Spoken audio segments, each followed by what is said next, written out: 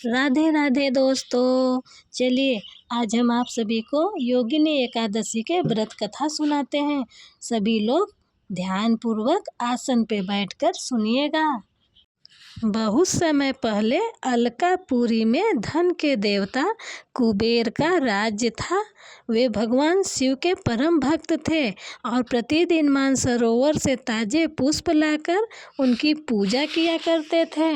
कुबेर के पास हेममाली नाम का एक यक्ष था।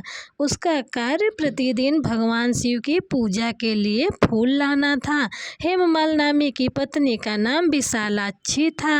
वह अपनी पत्नी से अत्यधिक प्रेम करता था। एक दिन हेममाली फूल लेने गया, लेकिन पत्नी के प्रेम में इतना मगन हो गया कि वह समय पर फूल लेकर नहीं आया।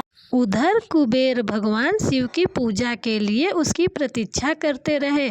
जब बहुत देरी हो गई तो उन्होंने दूसरे सेवक से बोला, जाओ पता लगाओ अभी वो फूल लेकर लौटा क्यों नहीं। सेवक ने लौटकर बताया कि हेममाल माली अपने पत्नी के साथ आनंद में मगन है और वह अपने कर्तव्यों को भूल गया। यह सुनकर कुबेर अत्यधिक क्रोधित हुए। उन्होंने हेममाल माली को दरबार में बुलाया और कहा, जिसने भगवान शिव की सेवा में लापरवाही की है वह अपने कर्तव्यों से गिर चुका है। इसलिए मैं तुम्हें शाप देता हूँ कि तुम कुष्ठ रोग से पीड़ित होकर अपनी पत्नी से दूर जंगलों में भटकते रहोगे। शाप मिलते ही हेममाली का सुंदर शरीर कुष्ठ रोग से ग्रस्त हो गया। उसे अलकापुरी से निकाल दिया गया। वह दुखी होकर जंगलों और पर्वतों में भटकने लगा। उसे अपनी गलती पर बहुत पश्चाताप हुआ। भटकते भटकते एक दिन वह महान ऋषि मार्कंडेय के आश्रम पहुंचा। ऋषि ने उनकी दयनीय दशा देखकर पूछा, आपकी यह दशा कैसे हुई। हेममाली ने हाथ जोड़कर पूरी घटना सुनाई और अपनी भूल स्वीकार करते हुए क्षमा मांगने का उपाय पूछा।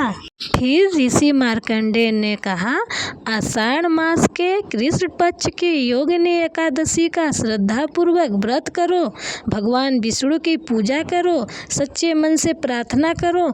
इस व्रत के प्रभाव से तुम्हारे सभी पाप नष्ट हो जाएंगे और तुम शाप से मुक्त हो जाओगे। हेममाली ने ऋषि की आज्ञा के अनुसार योगिनी एकादशी का व्रत किया। उसने भगवान विष्णु का स्मरण किया, मंत्र जाप किया और पूरी श्रद्धा से उपवास रखा। व्रत के प्रभाव से उसका कुष्ठ रोग समाप्त हो गया। वो धीरे धीरे कुष्ठ रोग से ठीक होने लगा।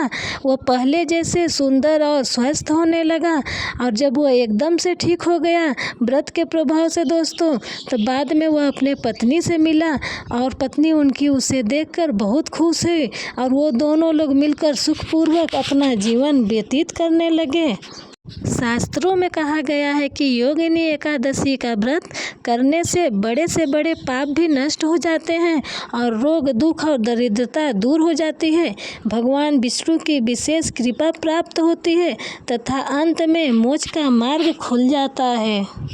इस कथा से हमें यह शिक्षा मिलती है कि भगवान की सेवा और अपने कर्तव्य में कभी लापरवाही नहीं करनी चाहिए और सच्चे मन से किया गया पश्चाताप जीवन बदल सकता है।